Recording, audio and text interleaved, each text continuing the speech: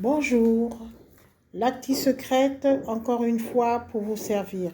D'abord, je voudrais m'excuser pour les bruits que vous entendez.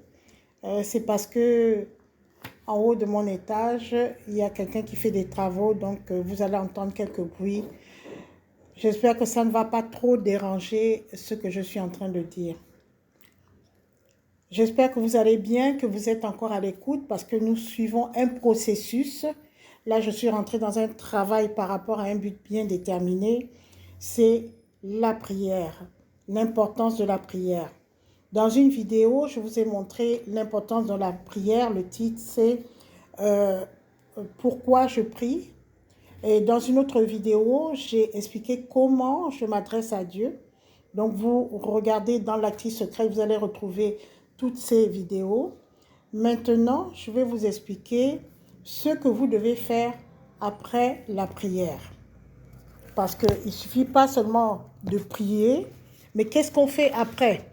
C'est aussi très déterminant et c'est aussi très révélateur de plusieurs personnes qui prient et qui n'ont aucun résultat. Ça arrive beaucoup de fois, vous allez entendre beaucoup de gens vont vous dire oui mais moi je prie, oui mais moi je prie. Moi j'ai entendu ça plus de 1 milliard de fois. Mais quand je regarde la vie de la personne, je me pose des questions, je me dis comment on peut prier et ne pas avoir de résultat? Il y a quelque chose qui ne va pas parce qu'on ne peut pas invoquer Dieu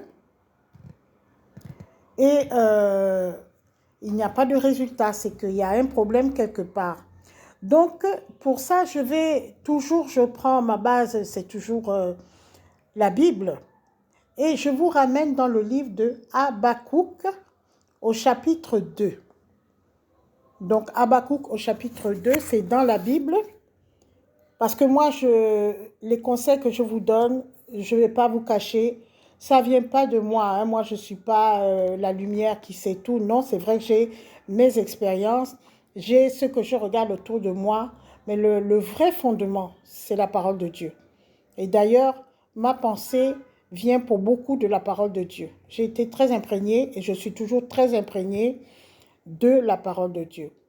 Alors, sans plus attendre, je vous ramène au livre d'Habakkuk. Ça va nous donner d'abord une première idée. J'en ai déjà parlé dans la vidéo précédente, mais je reviens dessus.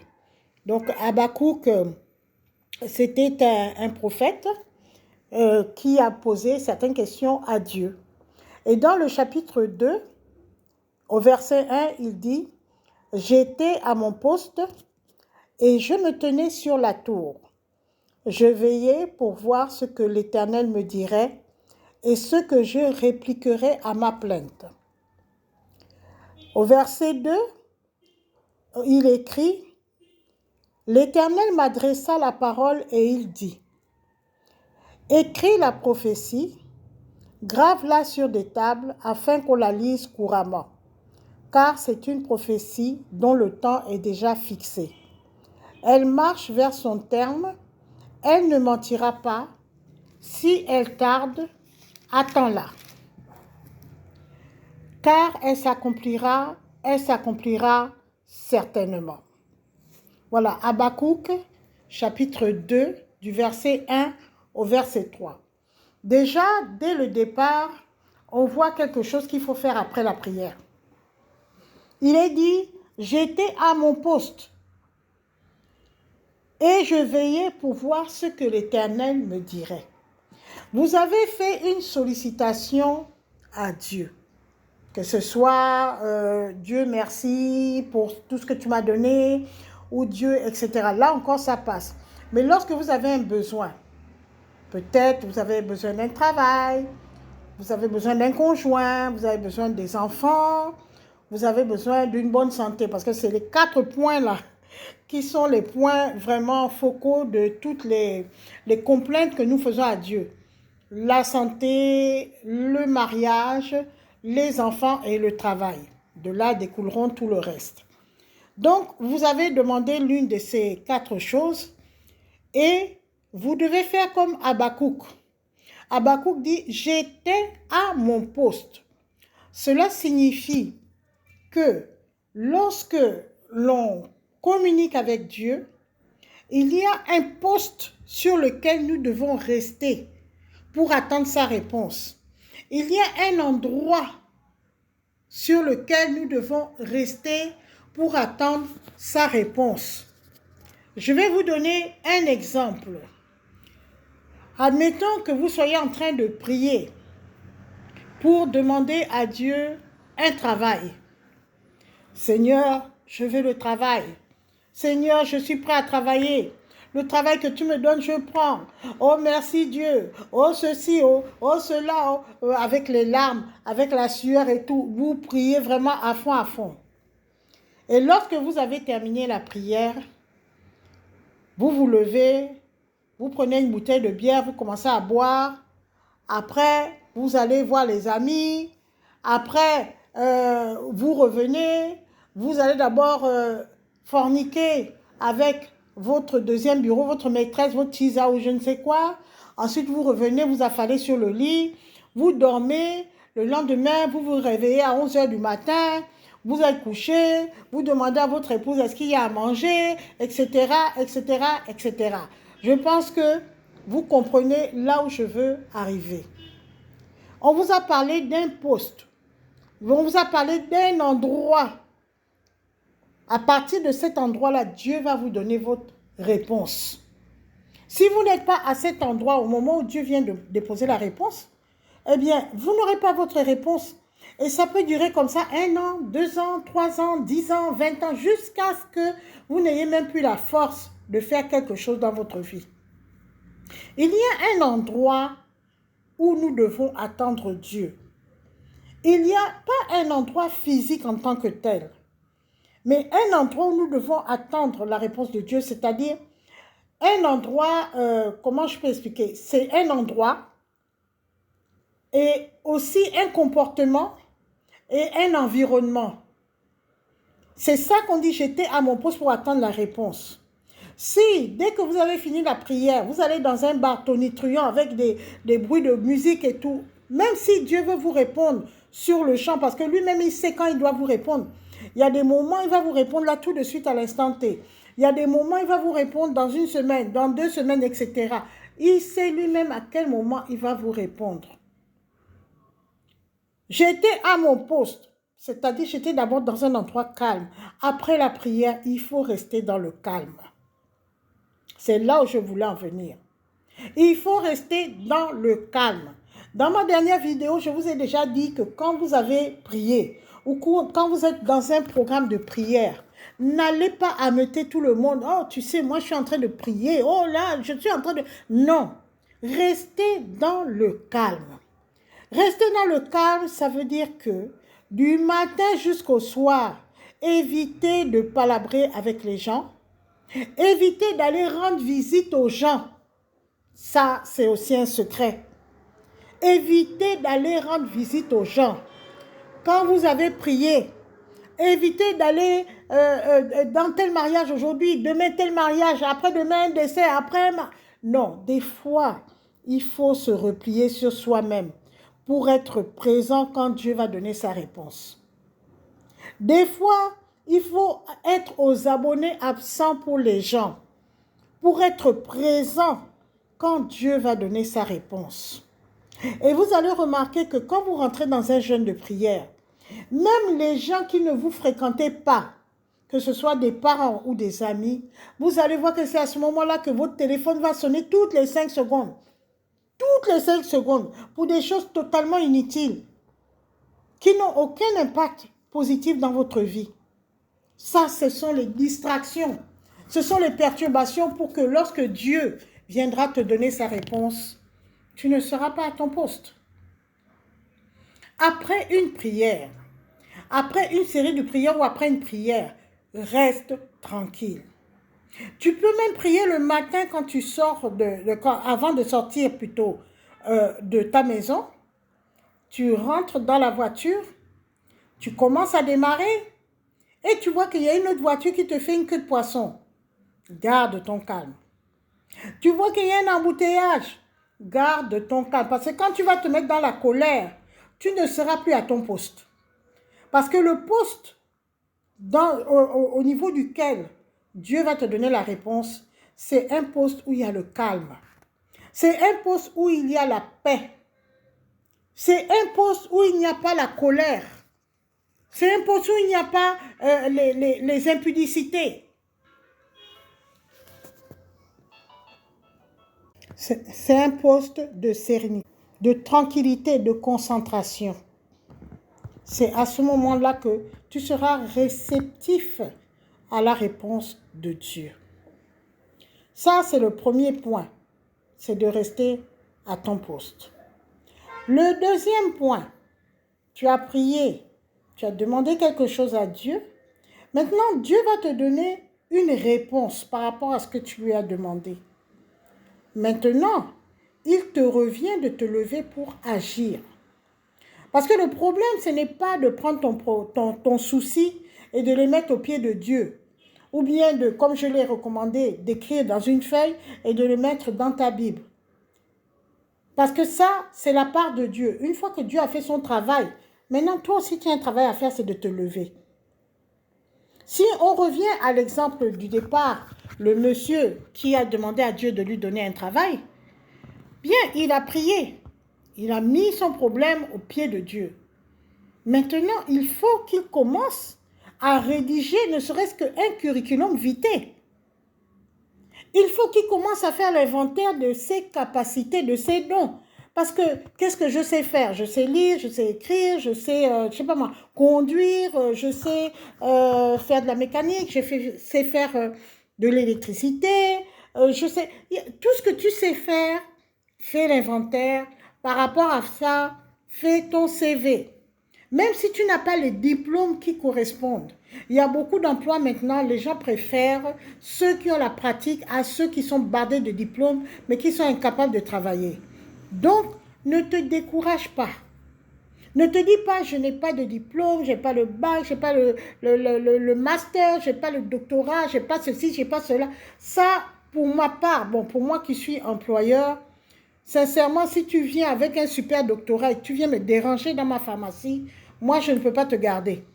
Mais par contre, si tu viens même avec un petit diplôme et que je sens en toi la volonté de travailler, alors là, je te garde. C'est pas compliqué. Je crois que beaucoup d'employeurs fonctionnent de cette façon. On n'a pas besoin des grands titres, on a besoin des grands travailleurs. Donc, pour revenir à mon propos, si une fois que tu as posé le problème à Dieu, le lendemain ou le jour même, tu commences à faire l'inventaire de tes capacités. Ensuite, tu te fais un curriculum vitae avec une demande d'emploi. Monsieur le directeur, etc., etc. Si tu ne sais pas rédiger une demande d'emploi, rapproche-toi de ceux qui savent rédiger ce genre de documents. Il y en a plein. Il y a beaucoup de cyber, surtout en Afrique. Tu vas, tu dis, je ne sais pas faire une demande d'emploi. Eux, ils ont dans leur ordinateur plein d'exemples de demandes d'emploi. Ils vont t'aider à rédiger ta demande en fonction du travail que tu veux faire. Il faut que tu fasses toi-même le geste de te lever. Tu ne peux pas rester à la maison, manger, boire et dormir et attendre que le travail arrive carrément au pied de ta chambre. Sous prétexte que tu as demandé à Dieu. Comme on entend souvent les gens dire que non, Dieu va faire, Dieu va faire. Mais Dieu n'est pas là pour faire ce dont vous êtes capable. Que lorsque Dieu sait que vous êtes capable de régler un problème vous-même, je vous assure que vous pouvez prier pendant 10 ans. Il va vous regarder, il ne va pas bouger parce qu'il sait que vous avez la capacité physique et morale de traiter ce problème-là. Il ne bougera pas. Dieu n'intervient que lorsqu'il sent que vos forces sont à bout et que ça, c'est quelque chose qui vous dépasse. C'est à ce moment-là qu'il intervient. Ensuite, une fois que vous allez vous lever, vous allez commencer vraiment à rentrer dans votre destinée. Moi, je donne toujours le conseil. Vous devez rester concentré sur votre objectif. Parce que sachez très bien que dès que vous allez commencer à rentrer dans votre destinée, les conflits vont arriver. Les conflits vont arriver avec les personnes extérieures qui vont voir que, bientôt le monsieur là va travailler. Non, on pensait que sa vie est finie. On était content de le voir ne rien faire. Bientôt il va travailler. Non, ça nous dérange et tout. Ils vont commencer à avoir des mauvaises pensées sur votre destinée. Ça, c'est le premier conflit. Deuxième conflit, il y a les esprits qui nous entourent, que ce soit les esprits familiaux, les esprits territoriaux, etc., qui ne veulent pas l'évolution des êtres humains, surtout les esprits familiaux. On a dans nos familles africaines, je vous dis que l'Africain, c'est un cas, vraiment, on peut faire une philosophie ou un grand livre philosophique sur l'Africain. Je n'ai jamais vu une personne aussi mauvais cœur que l'Africain. L'Africain est mauvais. Moi-même, je suis d'origine africaine, donc je ne peux pas vous mentir. Je suis même noire. Je ne suis même pas métisse. C'est pour vous dire que je sais de quoi je parle. L'Africain est tellement mauvais. C'est dans les familles africaines que vous allez voir qu'une propre sœur va tout faire pour briser le mariage de sa grande sœur. Par jalousie, hein? Non pas qu'on va l'épouser elle. C'est dans les familles africaines que vous allez voir qu'un frère va tout faire. Je vais même vous raconter quelque chose. J'ai vu dans un YouTube, ça c'est une histoire vraie, parce qu'il y a des fausses histoires, et c'est même allé très grave. Il s'agit d'une personne qui vit aux États-Unis, un Africain. Et en tant que grand frère, il envoyait tout le temps l'argent à son petit frère en Afrique. Hein? Vous savez ce que le petit frère faisait avec cet argent? Il prenait cet argent, il allait chez le féticheur pour gaspiller la vie de son grand frère aux États-Unis. Je reprends, peut-être vous n'avez pas compris un peu le raisonnement, parce que moi-même, quand j'ai suivi ça, j'ai dû revoir ça 3 fois pour comprendre que c'est quoi le deal, c'est quoi le projet, quoi, parce que j'étais dépassée par autant de méchanceté et autant de bêtises. Les deux vont de pair, hein. Quand tu es méchant, tu es bête. Je reprends. Le grand frère vit aux États-Unis et en tant que grand frère responsable, il envoie de l'argent à son petit frère pour que le petit frère puisse se débrouiller en Afrique. Et qu'est-ce que le petit frère fait avec cet argent? Il va chez le féticheur pour gaspiller la vie de son frère aux États-Unis. Comment ça s'est passé? Il a bien réussi, le féticheur a fait sa cuisine et tout. La vie du grand frère a commencé à capoter aux États-Unis. Je ne sais pas quels sont les problèmes, encore je ne me rappelle plus. Il est revenu en Afrique. C'est quand il revient en Afrique que, vous savez, nous les Africains, les Africains aiment bien, bon moi je consulte Dieu, mais les autres ils vont consulter les marabouts, les quoi et tout ça là. Et c'est en consultant qu'on lui dit que ton problème c'est ton petit frère. Il dit, mais comment c'est mon petit frère? Moi, c'est mon petit frère chéri, je lui envoie l'argent des États-Unis et tout ça là. Il dit, demande à ton petit frère ce qu'il fait de l'argent que tu l'envoies. Donc, le marabout n'a pas donné la réponse. Il dit, toi, va demander directement parce qu'il faut que ça sorte de la bouche du petit frère. Pour qu'on ne dise pas que, oh, le marabout, il veut séparer la famille. C'est comme ça que le grand frère organise une réunion familiale. Et le grand frère aussi avait remarqué que la vie du petit frère n'avait pas évolué. Malgré tout l'argent qu'il envoyait des États-Unis en dollars, soit dit en passant. Donc, il organise la réunion familiale. Le petit frère, lui, il ne sait pas vraiment de quoi il s'agit et tout. Il prend la parole et il rapporte les dires du marabout. Au départ, le petit frère commence à dire que oui, toi tu crois au marabout par rapport à moi, ton frère, même père, même mère, blablabla, etc., etc. Comment tu peux faire ça et tout? Le grand frère a dit que ok, tout l'argent que je t'ai envoyé, tel jour je t'ai envoyé ça, tel mois je t'ai envoyé ça, tel machin, tu m'as dit que tu allais faire ça, tu allais faire ça. Quand je reviens, non seulement tu ne travailles pas, tu as laissé l'école, déjà c'était pour l'université, je vois que tu as laissé l'école depuis longtemps, c'est ce que les parents ont dit, tu ne travailles pas, tu n'as pas construit de maison. Maintenant, tout l'argent que je t'ai envoyé, qu'as-tu fait avec? C'est là où le petit frère, comme on dit qu'il y a toujours un jour, le gars se lève, que tu te prends pour qui? Pour me parler comme ça devant les gens? C'est pas parce que tu as été aux États-Unis. Qu'est-ce que tu croyais? Que tu allais venir nous blaser avec tes États-Unis? Hein? Tu nous dis que tu as mené une femme américaine, etc., etc. Le petit frère a sorti toute la haine qu'il avait sur son grand frère depuis des années. Le noir. La personne même qui t'aide à t'en sortir dans la vie, c'est la personne que tu détestes le plus sur terre. Mais si encore tu détestes, ça passe. Mais non, tu prends le peu que tu as tu vas chez le marabout avec, au risque même de ne pas faire tes études, ne pas trouver du travail, ne pas construire ta maison, peut-être même ne pas manger. Tu préfères prendre cet argent que la personne que tu veux détruire t'a envoyé pour aller donner à un féticheur pour que la vie de l'autre soit carrément à terre. Mais comment on peut faire ça? Mais l'Africain, il fait ça. L'Africain fait ça fréquemment. Chez nous, ce n'est pas une surprise, c'est une réalité quotidienne. Je vous dis peut-être que ceux qui ne vivent pas en Afrique, ils vont dire, oh non, c'est pas possible. Oh non, c'est possible. En Afrique, non seulement c'est possible, mais c'est extrêmement fréquent. On est très mauvais. On est très mauvais. Ça me fait mal. Quand je pense à ça, je me dis que, le jour où j'irai au paradis, parce que moi, je vais aller au paradis, je ne vais pas aller en enfer. J'ai des questions à poser à Dieu. Je vais dire que toi, il y a un problème là que je ne comprends pas. Pourquoi tu as fait que le noir est mauvais à ce point? Parce que moi, j'ai voyagé dans beaucoup de continents, mais je n'ai jamais vu un cœur aussi mauvais que le cœur de l'homme noir. Quand je dis de l'homme noir, j'entends les noirs d'Afrique, les noirs des Antilles, parce que c'est pareil. Pareil, je vous assure que partez dans les noirs des États-Unis, même c'est la même chose. Même à Los Angeles, c'est pareil, c'est pareil. Moi, j'ai beaucoup voyagé, je vous dis, c'est pareil. C'est typique, non pas du noir de l'Afrique, c'est typique de la personne qui a la peau noire. Et c'est vraiment triste. C'est vraiment lamentable. Bon, bref, je reviens à mon sujet. Je disais que quand tu vas commencer à évoluer dans ta vie, après avoir fait tes prières, Dieu te bénit et tout. Dieu dispose tout pour que tout se passe bien. Il met ses anges, il met tout, il ouvre les portes et tout. Mais tu vas devoir entrer en conflit avec les esprits territoriaux, les esprits familiaux. Mais le combat le plus dur que tu vas devoir faire dans ton existence, c'est le combat contre toi-même.